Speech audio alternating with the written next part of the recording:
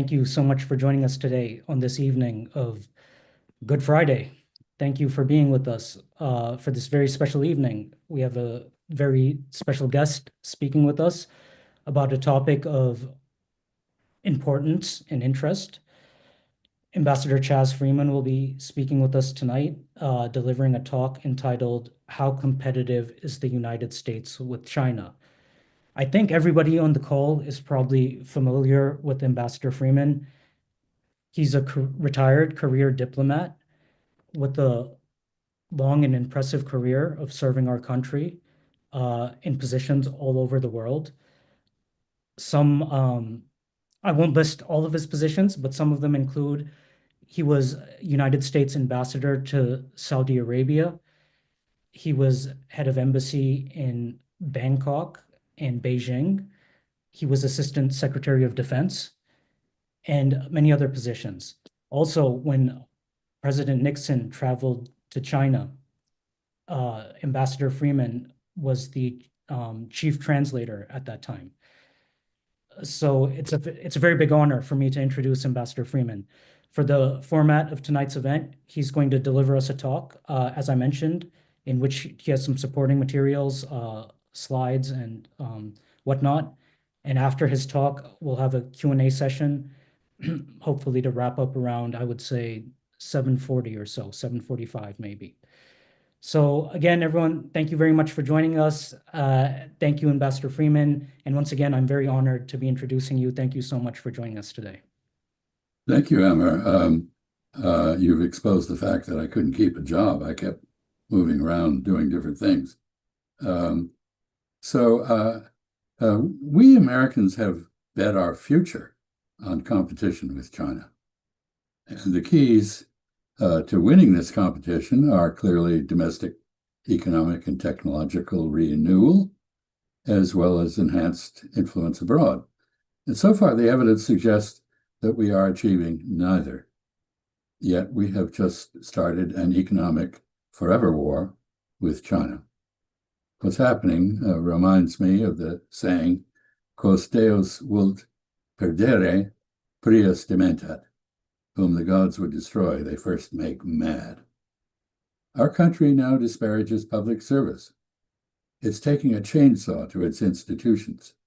Such self-sabotage weakens our state capacity, reduces our situational awareness, clouds our decision-making, degrades essential government services, and fuels rather than alleviates popular discontent. These trends invite adversaries to exploit American decline. They also cost us the respect and support of allies and friends. We Americans have long been in denial about our many domestic and foreign problems. They're now visibly getting worse. Subconsciously, we appear to understand this, but we blame it on everyone but ourselves. Our allies and friends see us chaotically making threats, imposing tariffs, and coveting their territory. They view our predatory behavior as an irrational and incoherent response by us to challenges that are largely of our own making. Just short of 30% of Americans chose Donald J. Trump as our president in the hope that he would make America great again. But frankly, what he and his unelected billionaire buddies, band of talking heads and digital delinquents are doing is not correcting the bumbling Biden administration's legacy, but undermining both our long-term competitiveness and our standing abroad. Let me count the ways. First, our alliances. We are alarming and alienating those countries historically most friendly and loyal to us. We menace Canada with hostile takeover. We threaten to seize Greenland from Denmark, like Canada, a NATO ally. Polls show that many allies now regard us as a threat rather than as a partner or protector. And as we shut ourselves off from global trade, we treat them no better than we treat our foes. In a world of loosening relationships, this all but guarantees that some of them will seek to separate their fates from ours. Our friends, we're bullying Mexico with threats of economic warfare and military attack. Tariffs on imports from Mexico would further impoverish it.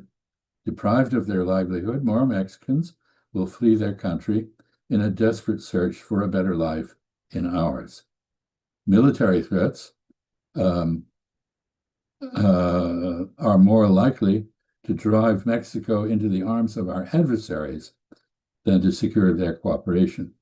We have transformed Panama from a reliable friend and manager of the canal it operates into a fearful target of potential aggression by our armed forces.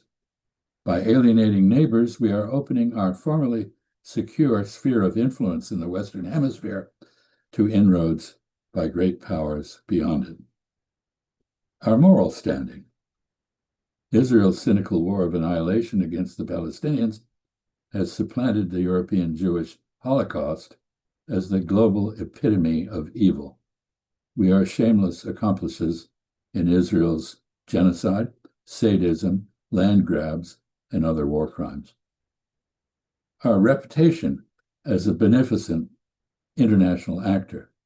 We have ended our support for humanitarian and development assistance. Countries that once clung to us and our professed values now see us as both amoral and heartlessly selfish. They are looking for alternative sources of inspiration and support.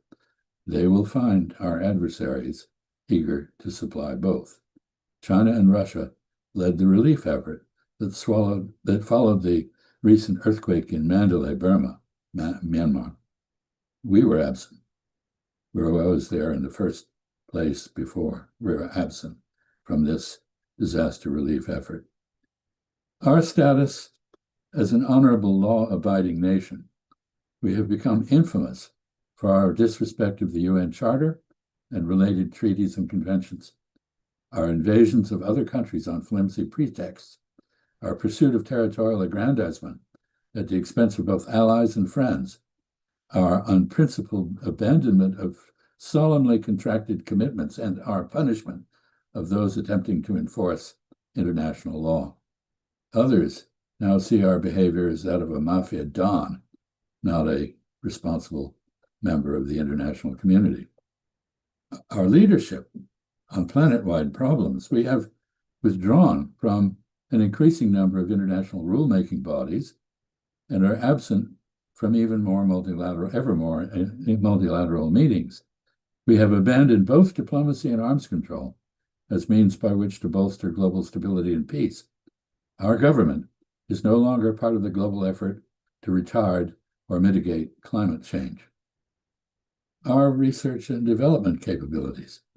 U.S. universities have long been the world's most powerful magnets for global talent. Cuts in federal support for R&D and visa restrictions now aim explicitly to debase our university's cultural influence. American academic hegemony is on the way out.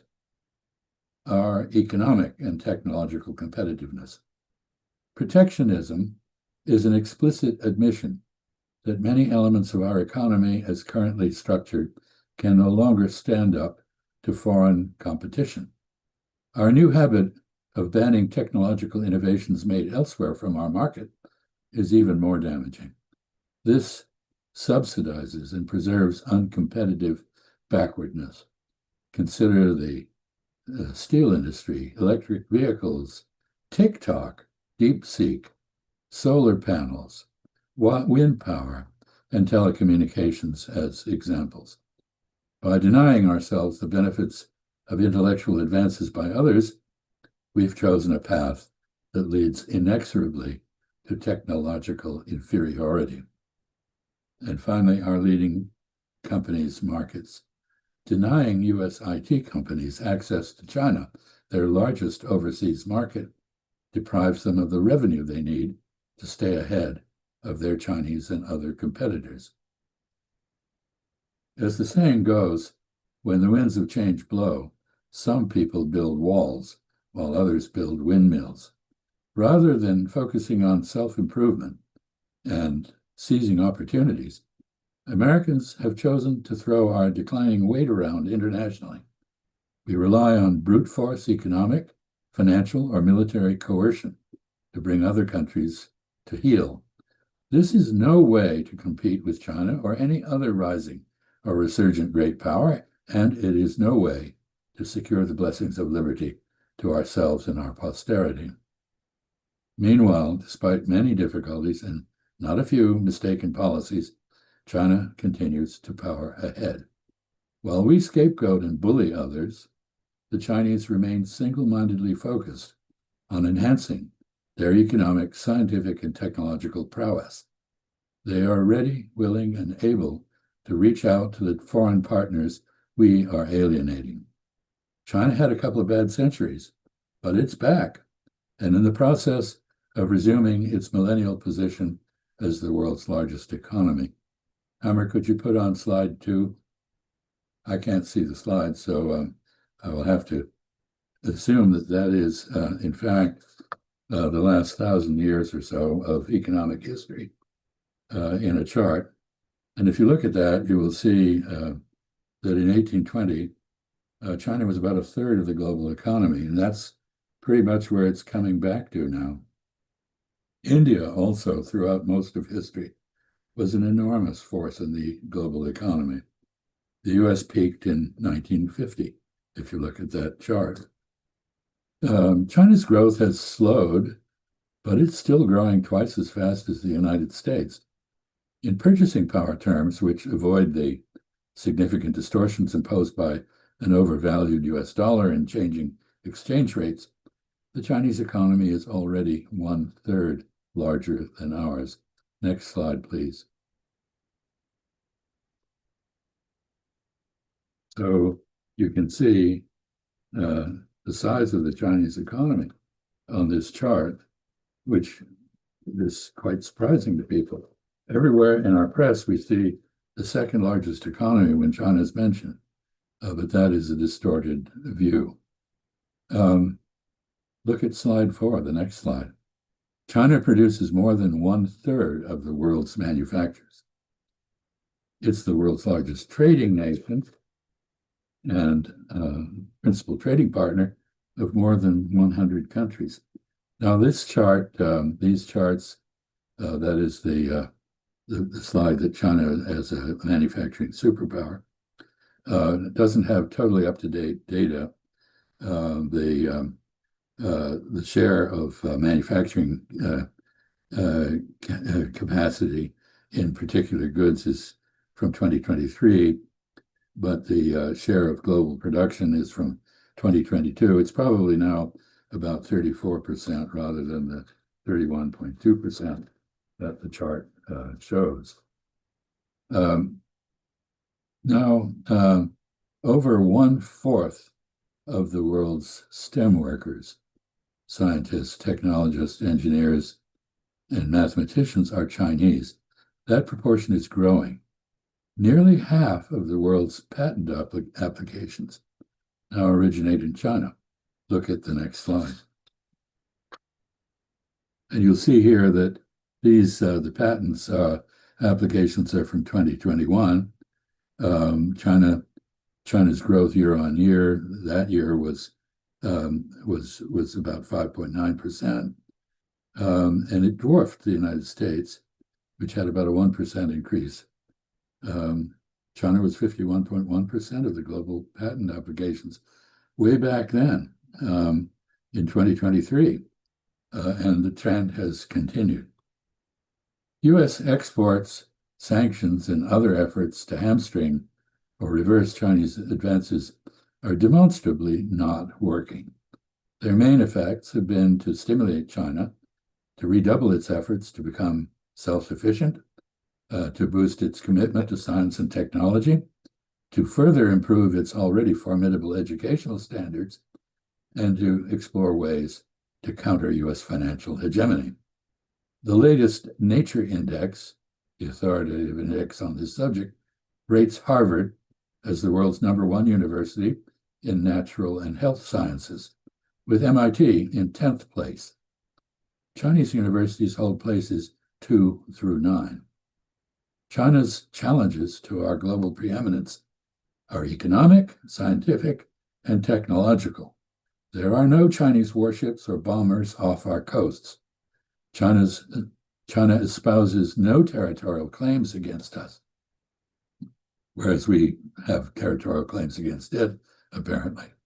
But in accordance with our heavily militarized approach to foreign affairs, our response to China's resurgence is almost entirely military. We have ringed China with bases aimed at it. Next slide, please. Some people have suggested that China has malignly moved itself to be close to our bases, but that is obviously nonsense. We conduct 3 or 4 aggressive patrols of China's coasts and island bastions daily. 75 years ago, we intervened militarily to protect the losing side of the Chinese Civil War by separating it and Taiwan from the rest of China. Since then, the Taiwan issue has been an embryonic Sino-American casus belli. We refuse to say whether we would use force to counter an attempt by Beijing to recover Taiwan, but the Chinese assume we would, and they are acting accordingly. The result is escalating Sino-American tension and an arms race that our military commanders suggest we're in the process of losing. Of course, we can't be too sure this isn't just their usual use of threat inflation to further inflate their budgets and gratify the military-industrial complex they expect to join upon retirement. Still, Chinese military innovations are indeed impressive. A huge arsenal of very accurate missiles, including some capable of striking naval vessels underway at long distances, others that are hypersonic, and many that are road mobile. By far, the world's largest navy, including more capable aircraft and carriers for them, as well as submarines, world-beating drones, innovative landing craft, long-range ship-to-ship missiles, and railguns. The world's 3rd largest air force, including both 5th generation and prototype 6th generation aircraft, advanced air defenses, and electronic warfare, as well as cyber attack capabilities. The initial battleground in any U.S.-China war would be in China, including Taiwan and China's near seas.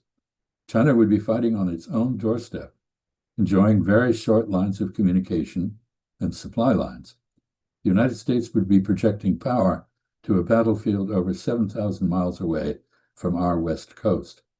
China would enjoy the many advantages of being on the defensive.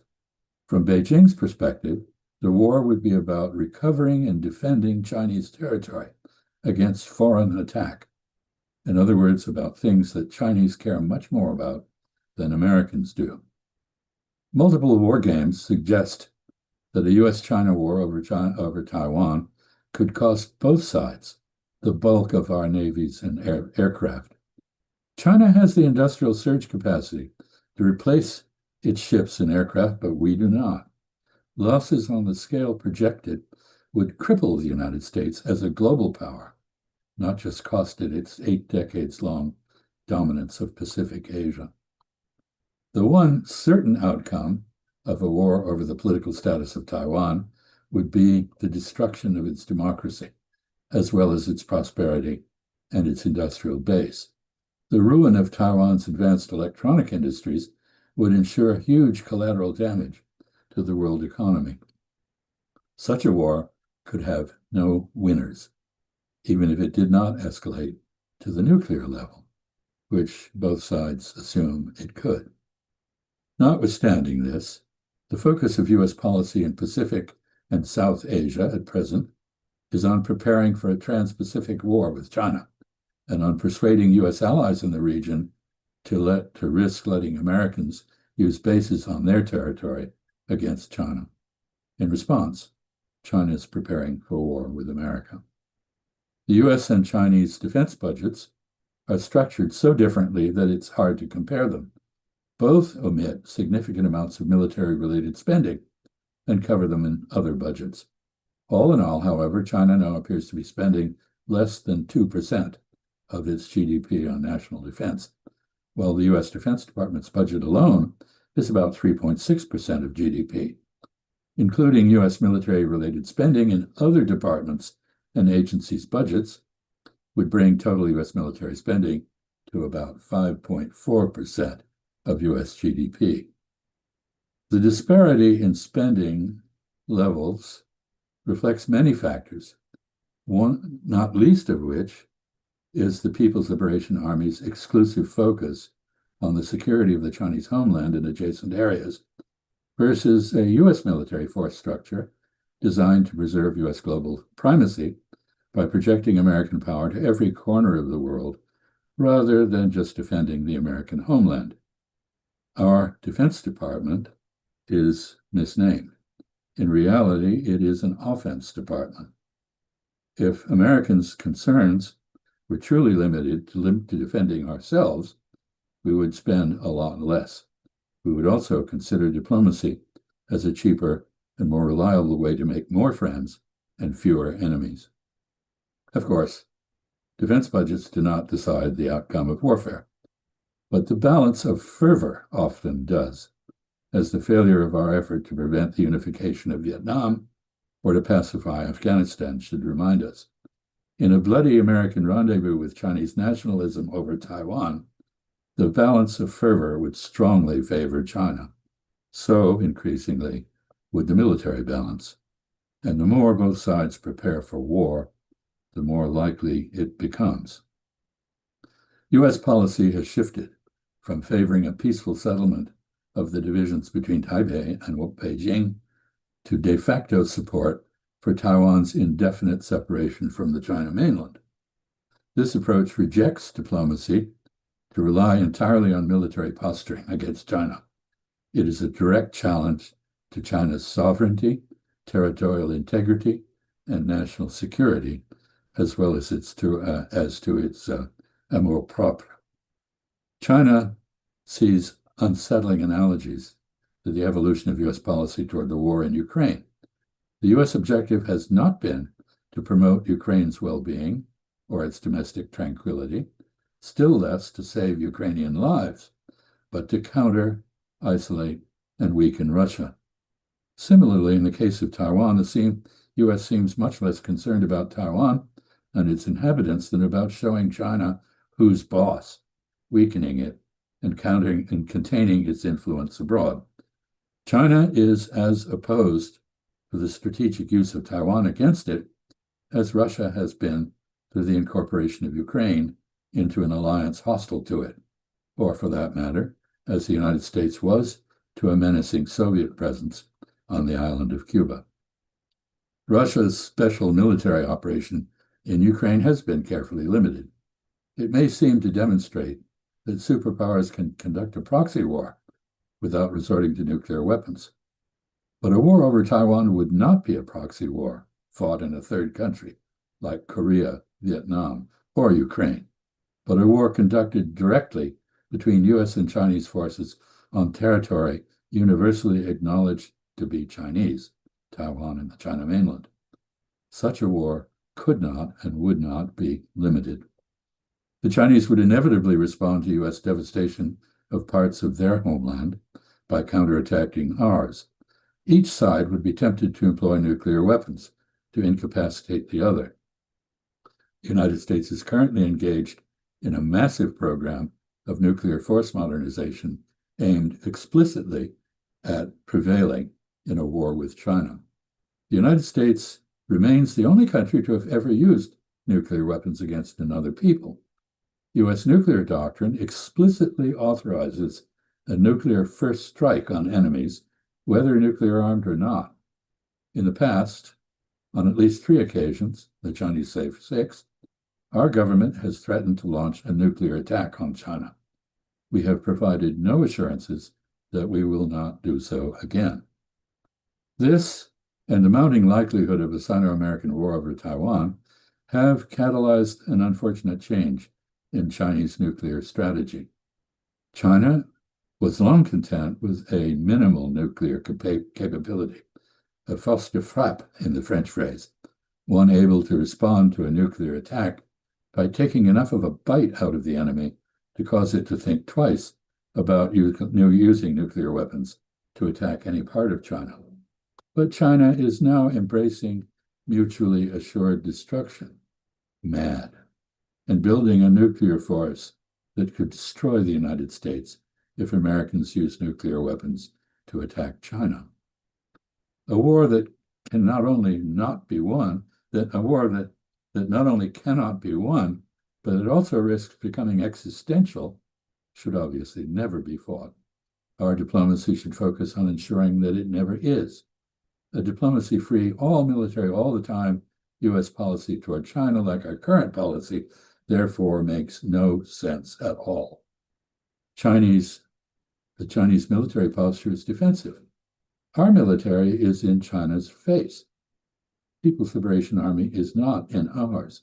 It will not appear off our coasts or in our hemisphere unless we drive it to reciprocate our threatening presence on its borders.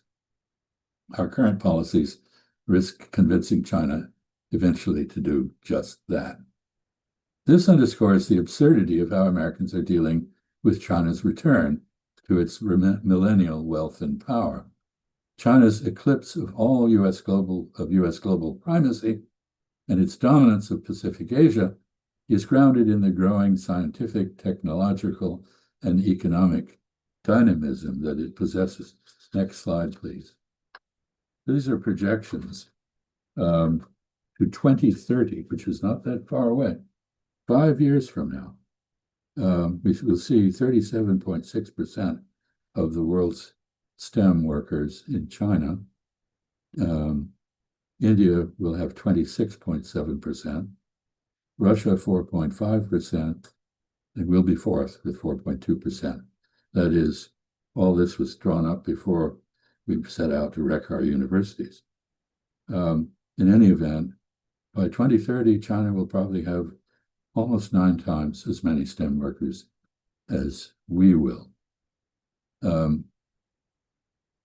It's not the big basic threat is not military, even if the People's Republic has now built a formidable capacity to defend itself. Unlike the Soviet Union, China does not occupy other countries or seek to impose its authoritarian ideology on them or on us. Unlike Nazi Germany, China is not in search of Lebensraum. Unlike Imperial Japan or European imperialists, China does not pursue military colonial control of foreign natural resources or labor, nor does China seek to replicate the imperial market preferences and mercantilism of past empires. All these analogies are false, but groupthink, born of anxieties about American decline, has transformed them and evidence-free conjectures into accepted axioms that are constantly reiterated and that cannot be questioned. Our present China policies are based on politically correct assumptions born of conjectures rather than the realities they purport to describe. They are dogmatic, delusional, and dangerous, and they come with high opportunity costs. The ironies in this situation abound. We Americans accuse China of seeking to replace the US-sponsored world order with its own. But China is far more committed to the post-World War II order and its core ideas of free trade and multilateralism than we now are. It has integrated itself into that order and used it to advance Chinese interests. Unlike us, China has not withdrawn from the World Trade Organization, launched protectionist trade wars, or condemned international institutions like the World Court for doing their job. The new institutions China has helped create, like the Asian Infrastructure and Development Bank, complement Bretton Woods institutions like the World Bank and mirror their rules. They supplement rather than replace the pre-existing world order. China is among the staunchest supporters of the United Nations Charter and the Westphalian Order it is meant to regulate. We accuse China of aggression. China has indeed defended its longstanding claims to islets, reefs, and fishing grounds against other claimants in its near seas and its disputed border with India. But it has not made all-out war, invaded, dismembered, or occupied other countries, as we have. It does not seek to annex the territories or take possession of the canals in other countries. Unlike us, China has not backed others like Israel in wars of annihilation and territorial aggrandizement. Instead, it has made itself available as a peacemaker and mediator, most notably between Saudi Arabia and Iran. We accuse China of attempting to thwart our campaign to, quote, isolate and weaken, unquote, Russia. But China has not recognized the separation of Crimea and other Russian-speaking oblasts from Ukraine any more than it has recognized NATO's forced separation of Kosovo from Serbia. China continues to trade with both Ukraine and Russia. Ukrainian drones are all built on Chinese parts. If China is definitely not with us, it is not necessarily against us. We accuse China of malign behavior. In practice, this seems to mean any reduction in our international influence, wherever it occurs, whatever the cause. China has emerged as the largest contributor to the economic development of countries in Asia, Africa, and Latin America. It may or may not now attempt to fill the vacuum that our sudden embrace of protectionism and our mean-spirited cessation of foreign assistance have created. Other countries are poised to ask it to do so. We shall see how it responds. There are lots of things to criticize about China and its political system. China also has more than its fair share of problems. But it's for the Chinese, not us, to deal with these.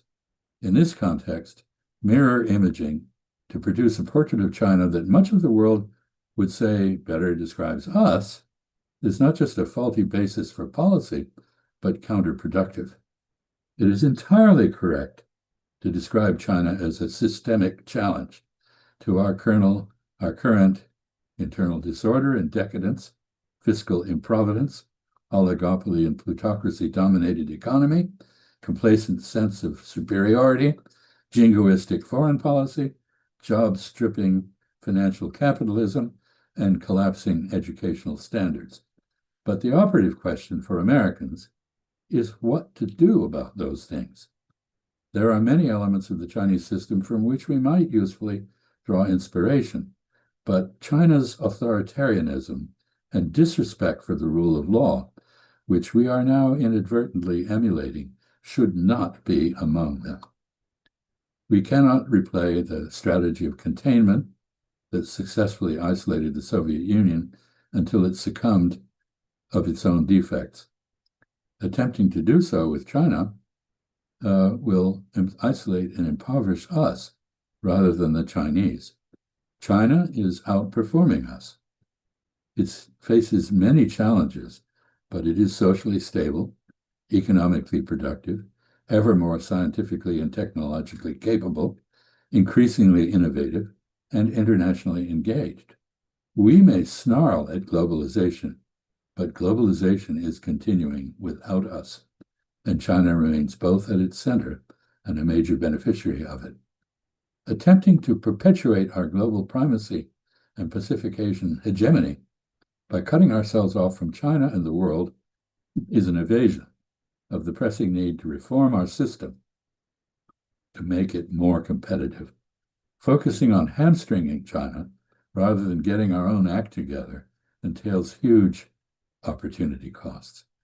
We now live on credit rollovers and pyramiding debt, yet we refuse to accept investment from China, which is capital rich and prepared to finance improvements in our failing infrastructure, establish new factories here, and help expand U.S. agricultural production to assure food supplies for its own population as well as ours. China has the renewable energy technologies we need to go electric, but we seem determined to obstruct or ban our companies from importing or adopting them. The U.S. and Chinese economies are complementary, as their interdependence has amply demonstrated. We need a reset with China. In this connection, diatribe is no substitute for diplomatic dialogue. It alienates. It does not persuade. The Trump administration has at least one thing very right. U.S. security does not depend on coercing foreigners into conformity with our values. We could make America truly great again by moving away from a mindset that quixotically insists on compelling others conform to our increasingly unrealistic self-image. Instead, we should seek to understand other peoples, including the Chinese, respect them for who and what they are, and do our best to leverage their prosperity and technological advances to enhance our own. Thank you.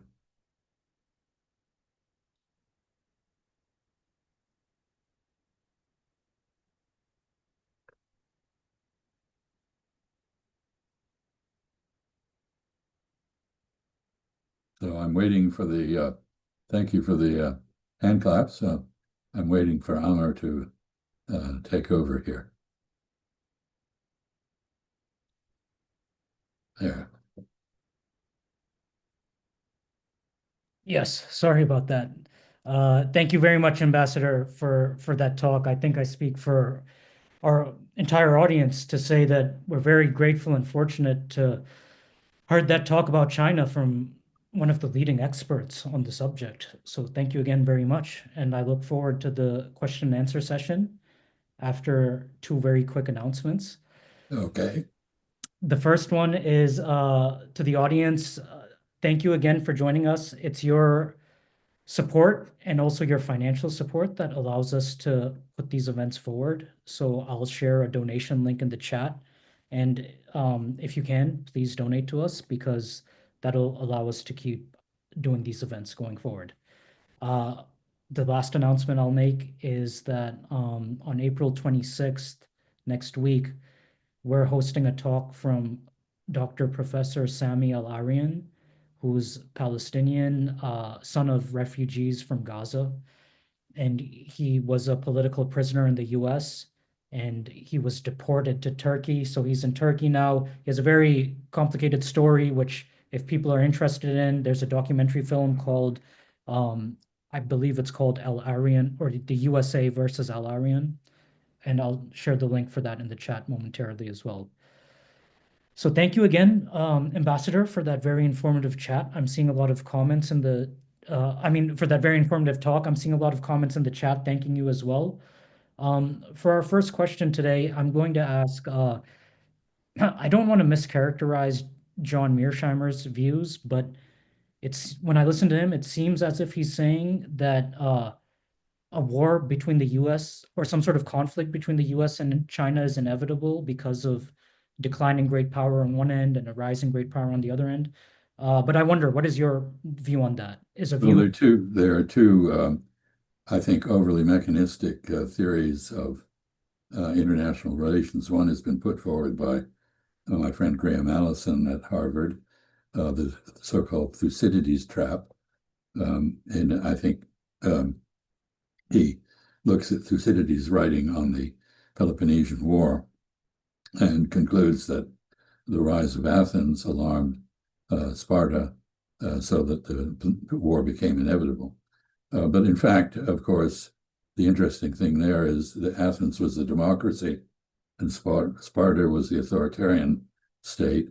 And the war actually began with an Athenian ally, Melos, whom the Athenians advised, the strong do what they can and the weak suffer what they must. I don't think that there's anything inevitable about conflict between the United States and China. If there is a war, it'll be a war of choice and a war that we have chosen various steps toward. John Mearsheimer, also a friend, someone I respect a great deal, who I think is spot on the Ukraine issue and issues in West Asia and the Middle East, I think has applied a model that works very well in the European context to part of the world where it doesn't. I've spoken elsewhere at length. Those of you who are interested can go to my website, which I apologize for because I did it myself, and I'm an old man with very limited knowledge of cybernetics, but it's Chas Freeman, ChasFrwman.net.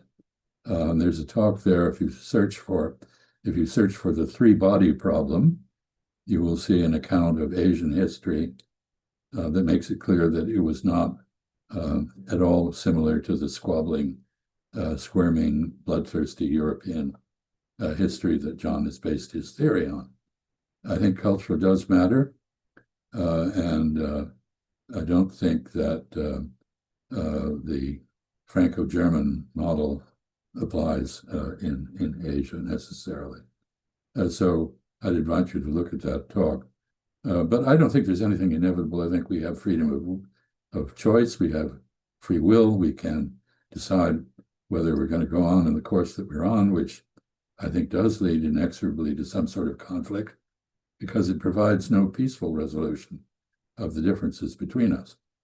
And it leaves those to military resolution, which is, as I indicated, a very dangerous and unwise thing to do. Thank you, Ambassador. And I've shared your website in the chat. So if people are interested, they can take a look at that. That's chasfreeman.net. In your talks, you alluded to China's involvement in peace talks between Iran and Saudi Arabia. Can you speak more about that? And can you speak more about generally the relationship between Iran and Saudi Arabia? Well, the United States, by putting Russia, China, and Iran all in the same basket, and then adding North Korea to that basket, has successfully pushed Iran not only closer to Russia. Iran and Russia, of course, are traditional enemies, so this is quite an historical anomaly, but also fostered a strong relationship with China. China in the Middle East tries to have good relations with everyone. It doesn't take sides. It has a flourishing relationship with Israel, as well as with the Palestinians.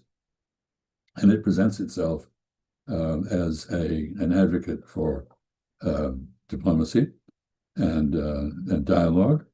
And that is exactly the role it played between Saudi Arabia and Iran, building on a process of reconciliation that was initiated by the Iraqis and pushed forward by the Omanis, and the Chinese picked it up and took it over the finish line. And much to everyone's surprise, it's turned out to be a lasting trend. The Saudi Defense Minister, Khalid bin Salman, has just visited the Ayatollah Khamenei in Tehran. And what is beginning to form in the Persian Gulf region is not the Israeli Gulf Arab American coalition against Iran that has been the basic objective of US and Israeli policy, but rather a coalition intended to balance Israel now that it has decimated the leadership of Hezbollah in Lebanon, invaded and occupied part of Lebanon, destroyed Syria as a functioning state, and deprived it of its self-defense, and of course engaged in a tit-for-tat war with Yemen, which is trying to enforce a sea blockade in support of the Palestinians against Israel. So the process of rapprochement that the Chinese initiated has gained a momentum of its own because of regional developments, which I don't think the Chinese or anyone else really anticipated. But they are in touch with everyone. They maintain contact. And as I've noted on several other occasions, although not at the community church, they believe in a fundamental principle of diplomacy, which is analogous to the military adage that one should never lose contact with the enemy. We see, because if you do lose contact with the enemy, you get surprised or you get flanked. So when China conducted its border war, short, victorious border war with India in 1962, it did not close its enemy or its embassy or withdraw its personnel from New Delhi. It believes that that war is when you most need to talk to the other side and sustain communication. It also did not close its embassy in Hanoi when it had a war with the Vietnamese in 1979. It kept it open. We could learn from this. We've taken a very different approach recently. So in the Middle East, in West Asia, the Chinese maintain cordial contact with everybody. I think that's a very interesting alternative, what China's doing in the Middle East or West Asia compared to what the US is doing. The US is doing what looks like kind of like a divide and conquer strategy between like Iran and Saudi Arabia and these other countries. Well, often our behavior is driven by uh, misstated and misconstrued moral principles. I'll give you an example. When I was acting as Assistant Secretary for African Affairs at the State Department, there was a military coup in Nigeria, one of the great states of the world, a country destined with for a very influential future. The State Department immediately demanded the withdrawal of the military attaches from Lagos, which was then the capital. Abuja is now the capital. We resisted at the Defense Department for the simple reason that the only people who knew the military coup plotters who were now in charge of Nigeria and able to make decisions were our defense attaches. So essentially, by withdrawing them, we were forfeiting all influence over the new government. I would argue that that's stupid. Anyway, the State Department won that battle, and we were duly blinded and severed from any understanding of what was happening inside the government in Nigeria. Thank you for sharing that. Ambassador, can you comment on President Trump's tariff policies and the trade war or potential trade war, and how does China receive this? Well, let me put it in a Chinese context. There is a short Chinese phrase which describes trade. It's hutong you, to exchange what you have for what you don't have, or to get what you don't have by exchanging things for it. In the case of U.S.-China trade, China exports 3 times as many things to the United States as we do to China. President Trump regards this as a ripoff. I say it's a good deal. We're getting a great deal more than we're giving. And what's more, we're paying for what we get with little green paper portraits of dead presidents, which don't have any intrinsic value, and which, at the moment, given the tariff wars and the tariff tantrum and the erratic behavior of the United States, are in danger of losing their value. They have actually lost 10% of their value. And you can see the effect of the tariff tantrum, not only in the gyrations of the stock market, which all of us who are retired depend to some extent on through IRAs and other instruments, but also in the price of gold, in the opening battle between Chairman Powell and the Federal Reserve and the president. And this policy of tariffs, which assumes that by making it hard for people to invest in the United States and raising costs in the United States, we can somehow persuade them by not trading with us, they will somehow be persuaded to invest here. Doesn't work. Very few economists, if any, outside Peter Navarro, the advisor to President Trump on these matters, believe in this particular theory. If you doubt me, I invite you to ask anybody from one of the many universities in Boston to come before you and answer that question. Oh, one other thing. We have the White House claims that there are direct talks going on somehow with the Chinese. I don't believe it. I think what is happening is what I described earlier. The Chinese are maintaining contact with us, routine contact. There is no negotiation going on. The Japanese have just been in Washington, and their experience apparently was they went to talk to the American leadership on this matter, and the American leadership said, "What are you offering?" And the Japanese said, "Well, what is it that you want?" And the Americans could not explain what they wanted. This is a cockamamie approach to negotiation. And I think the Chinese, having observed the United States break virtually every agreement it has agreed to in recent years, including the replacement for NAFTA with proposed tariffs on Canada and Mexico, that was negotiated by Mr. Trump in his first term, and yet he felt free to abandon it and repudiate it. What's the incentive to negotiate with the United States when the United States has no stated objectives that make sense and no record of compliance with its own agreements? So I don't think there is.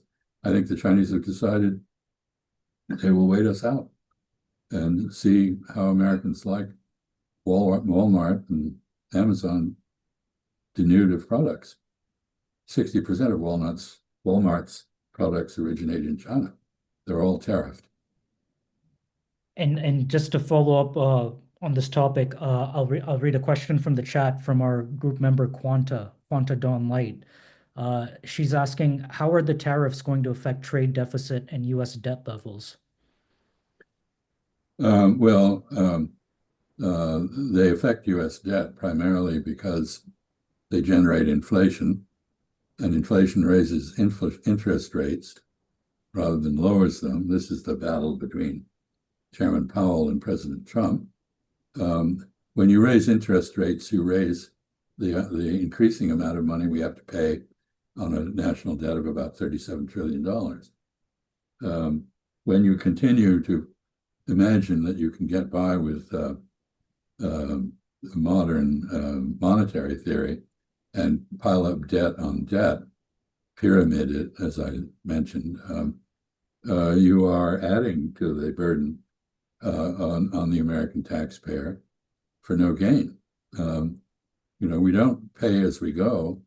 We borrow $1.5 trillion just to keep the government going on the basis it is going, and not even to undertake new activities, which I would argue we need to do. So the tariffs have an indirect effect that way. They are not going to result in the reshoring of industry. And here I will just say that the entire theory that a loss of manufacturing jobs is the product of the Chinese, somehow attributable to them, it makes no sense. In fact, if you look at the trend in industrial employment, you will find that when China entered the WTO, the same trend continued. There was no change. U.S. exports, when China entered the WTO, continued to increase at the same level. What happened was that our trade balances shifted. But what we're talking about here is the same thing happening in industry that happened in agriculture. In 1900, 80% of American employment was on the farm. 15% was in the factory. 5% was in so-called services. The figure now is less than 1% in agriculture because we've mechanized agriculture. It's hugely capital intensive. And sadly, our farmers are now having as they lose their markets, foreign markets, as well as the $2 billion that U.S. Agency for International Development used to spend on behalf of humanitarian procurement of agricultural products, they are losing their equipment to the banks, which are repossessing it. And they're in danger of bankruptcy. Anyway, 1% in agriculture. Today, 8% in industry. Why? We actually produce more than we ever have, but we do it with fewer people.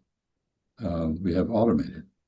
And I think there's a further issue here, which is that the corporate management committees have no representation from labor in them, from the unions, or if there is a union, or the workers. And when they are confronted with serious competition, their first reaction is to cut labor costs by moving to Bangladesh or someplace where labor costs are cheaper. They don't do what the Germans or Japanese do, which is automate and retrain their workforce to become more productive with the automated equipment. And so we have 1% in agriculture or less, 8% in industry, and 91% in so-called services. I would argue that when you have a category that embraces 91% of economic activity, that category is essentially meaningless. But the fact is that category, with AI coming in, is about to see the same reduction in labor and increase in capital utilization that we've seen in agriculture and industry. So I think I'd urge you to have an economist talk about this, because I think we're economically illiterate or innumerate or something. Okay. Some people will say that China's involvement with countries in Africa, some people will say that it's somehow exploitive. Others will say that no, that's not true. These deals that China's doing with Africa, they're mutually beneficial. What is your view? Well, I think when the Chinese started out in Africa, they had a bad habit of trying to do everything with Chinese labor, and that inevitably aroused local animosities. They've learned. There are a lot of, I think there are a huge number of Africans now studying in Chinese universities, by the way, many on scholarship. But the Chinese presence in Africa consists of several different streams. The largest is actually small businesses, small Chinese businesses. There are over 3 million Chinese who have moved to Africa to open small businesses. So they're selling variety. They have little variety stores or dry goods stores and this sort of thing. And that, of course, generates a lot of trade because they tend to buy their products from China. The second is Chinese entrepreneurs. About 75% of the Chinese economy is private sector. And this private sector has gone abroad, and many are mining in in Africa. They're mining, they're producing manufactures. They are, for example, in Ethiopia, a major force in the industrialization of the country. So that's positive, I think, from the African point of view. There has been some significant Chinese infrastructure financing. An African railroad that will go across the continent from east to west. It's in prospect. The Kenyan railroads are now being extended to Uganda and the Great Lakes region of Africa. In response, the United States has offered railroad construction in Angola, the so-called Lobito line. Anyone who's ridden Amtrak and a Chinese train will wonder why the Angolans were enthusiastic about that. But President Biden went there to announce that deal, and there it is. I don't know what's happened to it in the Trump administration. In any event, I think any foreign presence in an economy has positive aspects and negative aspects. But the fact is that whereas the West offered aid on condescending grounds, the Chinese are offering economic partnership on a business basis. And that is quite appreciated by many people. It has some problems, of course, labor problems, unrest. Nobody's perfect. And there are cultural differences between Africans and Chinese that are quite formidable. And I could talk about those if you want, but I'll stop here. I'm going to ask a few more questions related to China, and then we'll transition to discuss Western Asia or the Middle East. A mutual friend said to me that, and let me know if this is correct or incorrect, but a mutual friend said to me that rather than the term multipolar world, you prefer the term multinodal world. Is that correct, Ambassador? Yes, that is, for the simple reason that a pole is a linear two-dimensional line with the points at the end. And that was a very good description of the bipolar order, both in the psychiatric sense and in the geometric sense, during the Cold War between Moscow and Washington. But the world is now far more complicated, and a node is a three-dimensional point of connection. You can connect thick channels, thin channels. It can turn, it can move in space. It is three-dimensional at least, maybe four-dimensional. And I think it's a much more accurate description of what's happening. We're not dividing into poles, bilateral poles.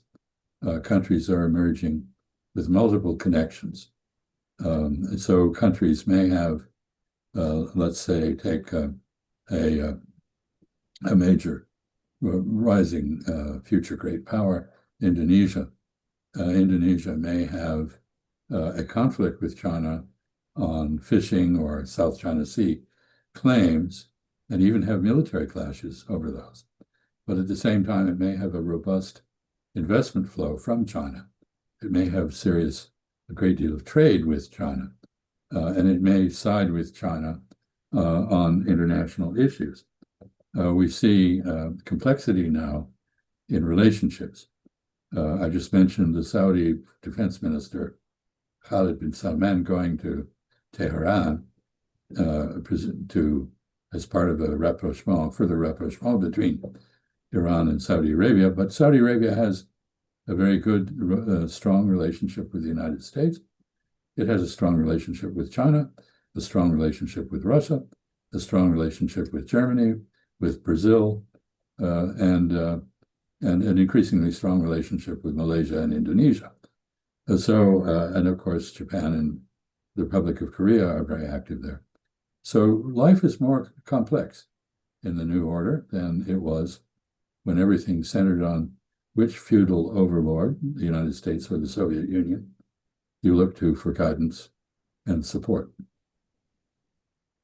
Okay, I'm going to read a question from Rosemary Keene, who's a friend and an activist with Massachusetts Peace Action, where she's also a director. So Rosemary writes, Ambassador, do you think the U.S. military may have a more realistic and less belligerent understanding of China compared to our State Department? Or is there any division in the State Department, any group that sees that we could cooperate and collaborate with China rather than attempt to dominate? A very good question.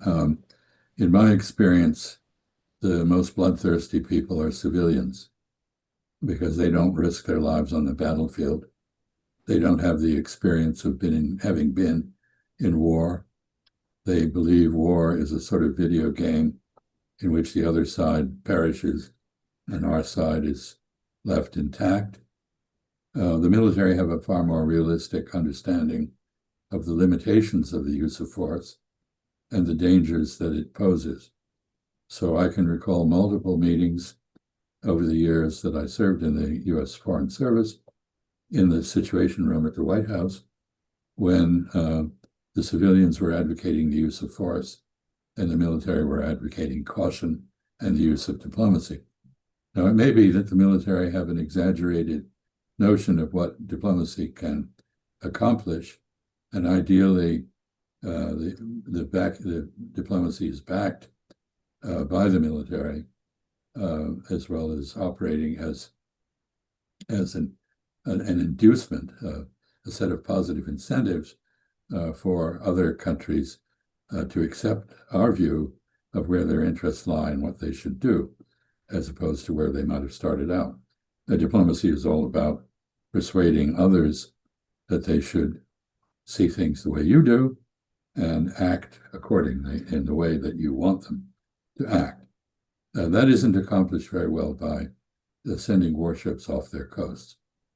So that's one thing. The second, I cannot tell you what is happening inside the State Department. Basically, it is being mutilated by what I call the Department of Government incapacitation, not inefficiency, not efficiency. And the current Secretary of State doesn't seem to have much regard for the workforce there. Remember that this administration began by cutting the U.S. Agency for International Development, USAID, which is part of the State Department, part of the Foreign Service apparatus. And it did so in a very peremptory and cruel way. It has also destroyed the U.S. Institute of Peace in a particularly brutal and, I think, utterly illegal way that I suspect will eventually be reversed by the courts, although there is now doubt about whether the administration is prepared to obey court orders. So there are people in the Foreign Service, in the State Department, who understand foreign cultures and who know what the opportunities are, as well as the perils of dealing with the Chinese, the Russians, the Iranians, others. But I have to say that in my experience, very often, even before this administration raised this practice to the normal level, to make it its normal level, very often when serious crises emerge, the first thing politicians do is throw the experts out of the room. Mm-hmm. Okay. I just want to say that, friends, if we could put our questions in the chat today, that'd be very helpful. We're only taking questions from the chat today for time constraints. I also want to mention for our audience that Ambassador Freeman is actually very busy. And so I just want to appreciate that he took time to speak with us today because he's very busy performing what I consider public service, educating the masses about these important geopolitical topics. Ambassador, you are recognized as an expert, not just in regards to China, but also many other places of the world, including Western Asia or the Middle East, where you spent a significant portion of your career. I wonder, what is your view on the likelihood that the United States would go to war with Iran? And what is the likelihood that we could renegotiate a deal, a nuclear deal with Iran?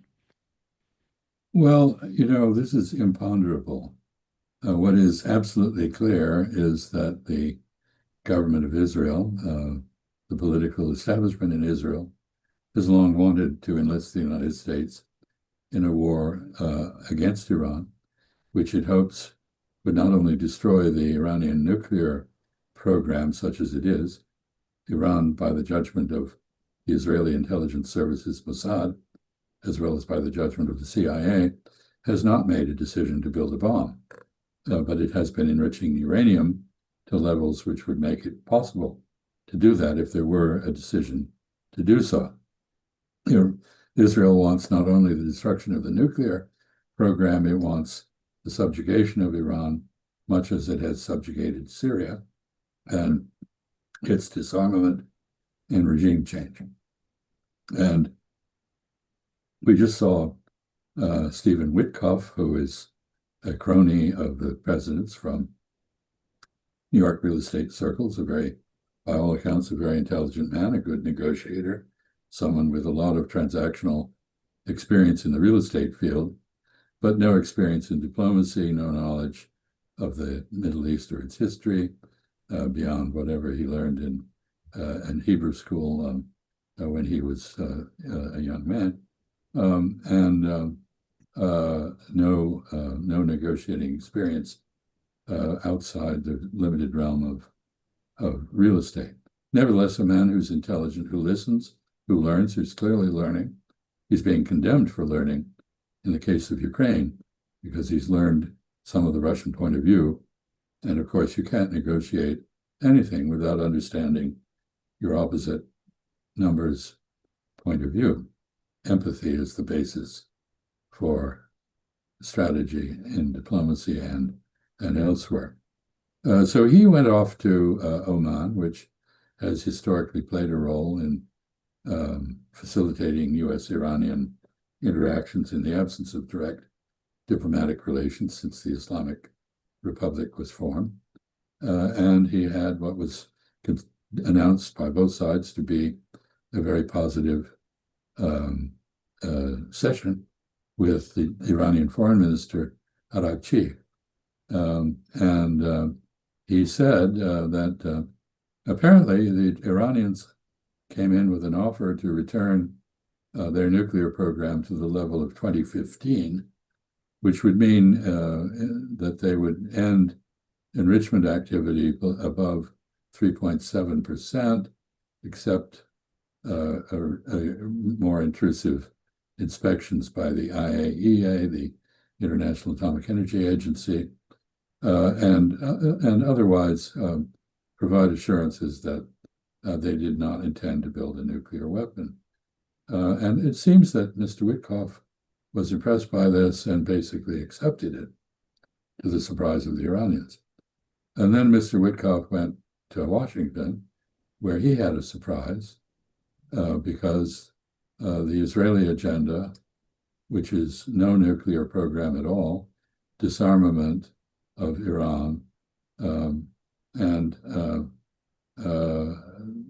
the end of support for any of the resistance to Palestinian resistance by Iran, was reimposed on him. And so he issued a new statement saying just that Iran would have to give up every element of its nuclear research and development, including peaceful uses of nuclear power. So we are in an unfortunate impasse at the moment. There is a meeting tomorrow between Iran and Mr. Witkoff, and we will wait to see what happens. Some people believe that Iran will go into the meeting and say, well, which is it? Is it what you told us in Muscat, or is it what you subsequently said on X, Twitter? Which is it? And if the answer is, well, what I said in Muscat no longer applies, the Iranians may just walk out. I don't know. Iran wants a deal, so apparently does Mr. Trump, but the neoconservatives who surround him and who are subservient to the Israeli government in terms of their view of foreign policy do not want a deal. They would like a war. I don't know what will happen. You were the U.S. ambassador to Saudi Arabia, where you knew and worked with many members of the Saudi royal family. I wonder, what is your view of the leadership of Mohammed bin Salman of Saudi Arabia? Well, his leadership is decisive and visionary, and sometimes grossly mistaken. For example, he came into power and immediately launched a war on Yemen, which we are continuing. I mean, Yemen has been bombed for 10 years, often with U.S. support. We are now directly doing that. We've just killed a lot of people, including many civilians in the port of Hodeidah, which is the major port for Yemen. We apparently have not subdued Ansar Allah, the Houthis, who continue their unprecedented land-based sea blockade of the Red Sea against Israel. They have basically put the port of Eilat out of business. They have made international insurers insist on ships from many shipping lines connected with Israel or suspected of being connected to Israel to go around the Cape of Good Hope, to circumnavigate Africa rather than take a more direct route from Asia to Europe through the Red Sea. That is what is happening there. And I think the Saudis wanted the United States, well, when we assisted the Saudis in pummeling Yemen, allegedly against Al-Qaeda, the international terrorist movement founded by Osama bin Laden. The Saudis were very much in favor of that and offered air bases in southern Saudi Arabia for those operations to be staged from. But the Saudis have since tried to make their peace with Ansar Allah. They don't want to be involved in an effort to counter the Yemeni blockade directed against genocide in Gaza and ethnic cleansing in the West Bank. And so they're not on our side in this case. However, their relations with Yemen are still bad, and that is an important matter. You asked about Mohammed bin Salman. After making that mistake and setting these events in motion, he made use of McKinsey, the great consulting firm, to produce a vision for Saudi Arabian modernization away from reliance on hydrocarbon exports toward a knowledge-based economy. That vision is being implemented at the moment because of low oil prices, which reduce the revenue of the Saudi state. There are delays in the implementation, but it is proceeding. A great deal of it is proceeding, to go back to the original topic, in partnership with China, because the very best technology in many areas is now Chinese. And as I mentioned, the Australian Strategic Policy Institute, I believe, China's have 64 scientific and technological areas that they evaluate. They judge China to be in the lead in 57, South Korea in 2, and us in 5. So when you want to build a smart city, you want to use AI for traffic management, you want to build a building that is compatible with robotics, you want to use robotics to displace human labor. In the case of Saudi Arabia, expatriate labor, largely from South Asia, Pakistanis, Indians, Bangladeshis, Sri Lankans, and so, or East Africans, Kenyans, Somalis, Ethiopians, Eritreans, and the like. Then you go to China, you don't come to the United States.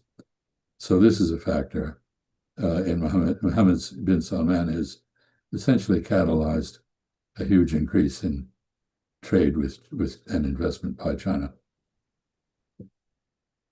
Whether it's Ansar Allah in Yemen, the Houthis, or Hezbollah in Lebanon, or Hamas in Gaza, they their view on martyrdom is that if you die fighting for a righteous cause or a just cause, you become a martyr.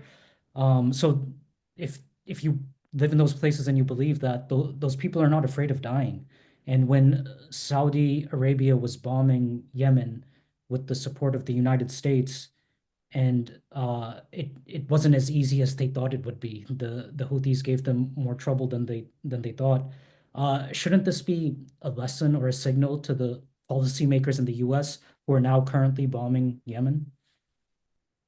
Well, the bombing campaign is hubristic. It is full of braggadocio. It is boastful, and it is ineffective. The Houthis have multiple installations which are deep underground. As I said, they have been bombed for 10 years. They've learned how to survive bombing. The unfortunate fact is Yemen is one of the very poorest and most threatened countries by climate change in the world. And it lacks food, it lacks water, and of course it's divided by civil war, which is financed, sponsored by foreign countries that are its neighbors, the United Arab Emirates, for example. And so it is a miserable place. And the idea that making it more miserable is somehow going to produce a change in Yemeni policy on Gaza seems to me to be an illusion. But our Secretary of Defense boasts about how many people we're killing in Yemen. Mm-hmm. And Cardinal Wilkerson, when he was at Community Church a week ago today, last Friday, he made the point that if both him and Dennis Fritz, who was joining him, made the point that if the U.S. goes to war with Iran, it would be even more difficult because Iran has more people, better equipment. They also have a very difficult terrain, the mountains and whatnot. So anyways, I just wanted to mention that. I think we have about 10, maybe 12 minutes left of our event tonight, and we have a few more questions. So I think we'll have time to get to these. Um, I want to, Ambassador, go back to Taiwan really quickly. Some of the biggest companies in the world, companies like Taiwan Semiconductor Manufacturer, NVIDIA, Apple, they're either based in Taiwan or they rely on companies based in Taiwan. Can you speak about either the economic or the geopolitical significance of that? Well, Taiwan has become a major center of technological innovation. Contrary to what the president says, Morris Chang, who founded TSMC, Taiwan Semiconductor Company, which is almost in a monopoly position in terms of the most advanced semiconductor production. He was working for Texas Instruments, and he tried to persuade Texas Instruments that he had a business plan involving the separation of the fabrication of semiconductors from their design, and that he wanted to build what is called a fab, meaning a fabrication center for semiconductors in Texas. It was turned down. When he went to Taiwan and pitched that, they thought it was a good idea, and the result is TSMC. There was no theft of American technology. There was a rebuff of investment in a new way of producing things by an American company and ultimately by the United States. TSMC produces now for the entire world, including for our companies in China. We have, because it's part of its technology is American, we have attempted, as we have in the case of ASML, the Dutch company that has a virtual monopoly on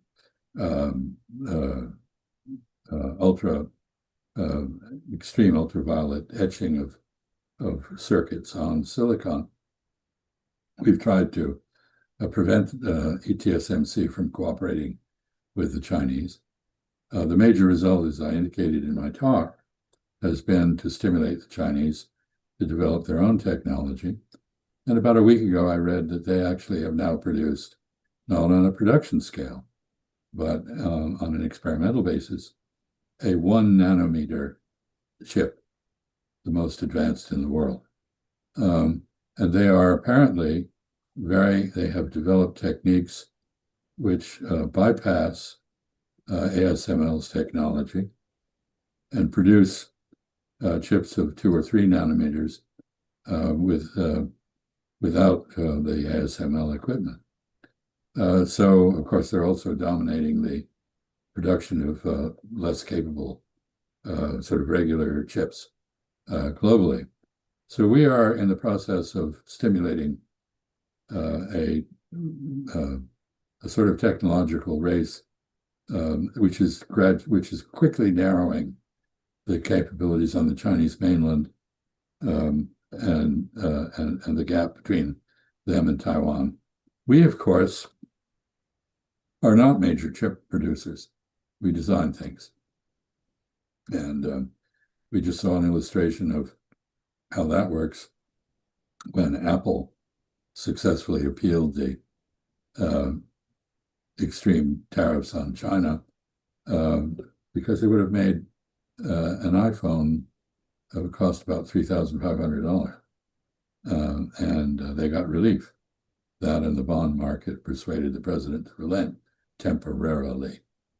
And the fact that the relenting is temporary has a great influence on investment decisions. People require predictability to invest. They want to be able to understand what the profit margin is, what the risks are, what the opportunities are.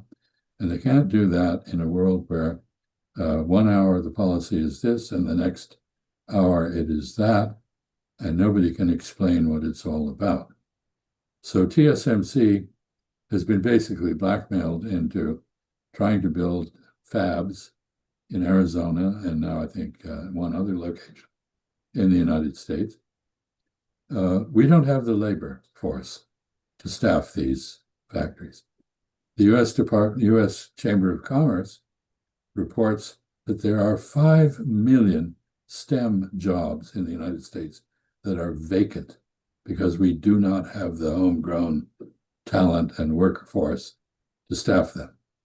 So the prospect that somehow or other the Biden administration's initiatives to subsidize chip production in the United States, or the Trump administration's resort to tariff blackmail to do the same thing will work, are very poor. We need to revamp our educational system, and we need to convince our youth to fill the requirements of our labor market. And I don't think we need to listen to the Department of Commerce's new secretary, who suggested that Americans should be happy to build iPhones by screwing little screws into a plastic case. Let the Chinese do that. Or actually, now the Chinese do that less and less. And they let people in Vietnam and Thailand and Myanmar and elsewhere do it. There's a question in the chat from Mr. Richard Burrell. He's expressing concern about climate change, and he's expressing concern about the Trump administration's policies in regards to climate and the environment. And he's asking, do you have any comment about that, Ambassador, about the Trump administration's policies towards climate and the environment? Where to begin? Banning wind power offshore, perpetuating the Biden administration's initiative to ban silicon imports from Xinjiang on the grounds of genocide of Uyghurs. Well, we see what genocide looks like, and it is not what looks like, what forced assimilation is not the same thing. Trump administration, by the way, has made English the official language, which and banished multilingual notifications from the federal government, which is pretty much what the Chinese haven't done in Xinjiang. Anyway, when you ban silicon from Xinjiang, you ban solar panels. And of course, now we have a tariff that bans them anyway. So we don't have wind power, we don't have solar power from China. The Chinese have very innovative small hydroelectric generators, which can go on a small stream and generate electricity. We don't have those. We have basically taken a position we don't want Chinese technology. And in the meantime, in the nuclear area, the Chinese have just commissioned a thorium-based reactor, which is both safer and much less damaging to the environment in terms of waste materials than the traditional uranium and plutonium-based reactors. And finally, the Chinese appear to be ahead of us in nuclear fusion technology.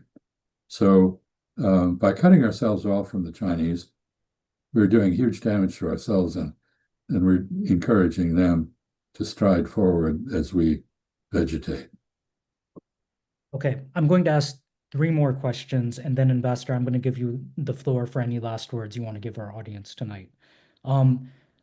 The first of my last 3 questions here. This was a question we asked you when you spoke with us, I believe it was last October, and it's come up again now in the chat. So I'll give it to you again. In the chat, Quanta Dawn Light is asking, Ambassador, what suggestions would you have for the civilians that are working for peace to achieve successful outcomes for peace? Get out there tomorrow and protest. I don't know what else you can do. The policies the United States government is now following are counterproductive. They don't address the question Mr. Burrell asked about climate change. On the contrary, they extol the virtues of coal, which is declining as an energy source for reasons totally unrelated to government policy, but related to the fact that renewable energy is far cheaper and more efficient in many cases. Exercise your rights as a citizen while you still have them. I'm very fascinated by a book I'm reading called The Prize by Daniel Yergin. It's about the history of the oil industry. I'm still reading it, but in the part after World War One, he's describing how the British and the French spoke amongst each other to divide up not just the Middle East, but specifically the oil in the Middle East. And I was wondering, Ambassador, how is it for the British and the French to get to decide who gets what oil in which part of the Middle East? Well, they ruled the world at that time. The sun never set on the British Empire. There's a famous map that shows 17 areas of the world, 17 countries that the British did not invade. They invaded everything else. And where they were, the French often were too. They contested control of India for quite a while. The great General Wellington, who defeated Napoleon at Waterloo, learned his trade fighting the French and Indian princes in India. He revolutionized warfare in Europe as a result. So why did they have that right? I think they thought they did. And they were strong enough to impose whatever they said on everybody else. But times have changed. And the only example of settler colonialism that we now see is that in Palestine by the Israelis, backed by the United States and almost nobody else. So times have changed. Imperialism and colonialism are no longer acceptable. And I think that's all for the good. But at the moment, there's no evidence that the United States respects the self-determination on which our own country was founded. Self-determination for Israelis is okay, but self-determination for Palestinians is not. And self-determination for the countries in the region around Israel is not acceptable. And so Israel occupies 5 bases in Lebanon, says it will never leave. It partitions Gaza and pushes the people in Gaza into concentration camps, even more concentrated than the one that existed on October 7, when they broke out of the jail. And Israel is occupying large parts of Syria and insisting on bombing even Damascus. So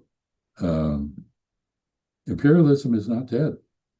It just has a limited scope.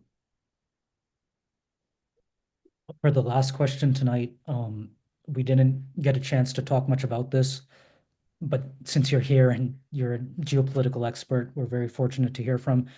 For the last question tonight, Ambassador, can you share with us your current thoughts about the war in Ukraine? Once again, we are engaged. I think the president genuinely wants a rapprochement, a reset, and a cooperative relationship with Russia, if only so he can focus on anti-China activities. So the motive may not be what you and I would expect, prefer.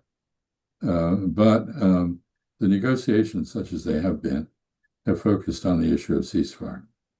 It's entirely understandable why Ukraine, which has lost the war and is losing even more territory, faces the prospect after the mud season ends and the ground dries of a major Russian onslaught across the 2,000-mile defense line. So entirely understandable why Ukraine would want a ceasefire. The losing side always does. It's not clear to me why the Russians would accept the ceasefire without the achievement of the objectives they set for the war. So this is getting more and more complicated. The Americans are putting forward proposals that do not meet Russian requirements, and therefore the Russians are holding back. Meanwhile, to everyone's surprise, the Europeans, far from enlisting in American diplomacy toward a peace in Europe, neutrality for Ukraine, and some resolution of the internal difficulties in Ukraine, are insisting on continuing the war. We've just seen a meeting in Paris from which our Secretary of State walked out on the left with the very petulant comment that if there's not progress in the next few days, we're going to walk away from the peace process in Ukraine. What does that mean? Or was it the peace process? Or was it walk away from the rapacious capture of Ukrainian mineral rights that we've insisted upon? I don't know. So this is not going anywhere in the short term, in my view. Russia wants an architecture for peace in Europe as a whole. It wants Ukraine to be neutral within that architecture. And it wants to preserve the rights of the Russian speakers in Ukraine by continuing their incorporation into Russia. That means Crimea and the 4 eastern oblasts in Ukraine. And if the war goes on, it may mean Odessa, depriving Ukraine of a seacoast. So this is, we should all be sorry for the Ukrainians. They were led down the garden path by us, not for their own good, but to weaken and isolate Russia. We have been prepared to fight to the last Ukrainian. We're almost down to the last Ukrainian, and we should end this. In that respect, the president's instinct is entirely correct. Whether his appointed envoys, his team, are capable of implementing his vision is another question. I want to express again for myself and behalf of everyone listening, extreme gratitude, Ambassador, for your time and your insights. We all know you're very busy, and we all, including myself, very much look forward to listening to you every week on various platforms you speak on. I've shared your website in the chat again. That's chasfreeman.net. And I want to give you any final words you want to leave us with for tonight. Well, I'll say something about my website, and that is that my ineptitude means that the email there doesn't work, so don't try it. I'm sorry about that. I apologize. I am delighted to be back at the community church with you, Amr, and with those attending. As you may recall from my first appearance, there is a historical connection between my great-grandfather, who was Booker T. Washington's private secretary and involved with and of course he and Marcus Garvey, sorry, not Marcus Garvey, the great Harvard-educated W.B. Du Bois. Yes, W.B. Du Bois competed for the same position. He got it. W.B. Du Bois did not want it, but he gave a wonderful set of lectures at the church, which I think I feel a connection to. So I'm delighted to have been with you. I hope it's been useful and informative. I'm sure some of it is controversial. We need more debate in this country and less uniformity of opinion, in my view.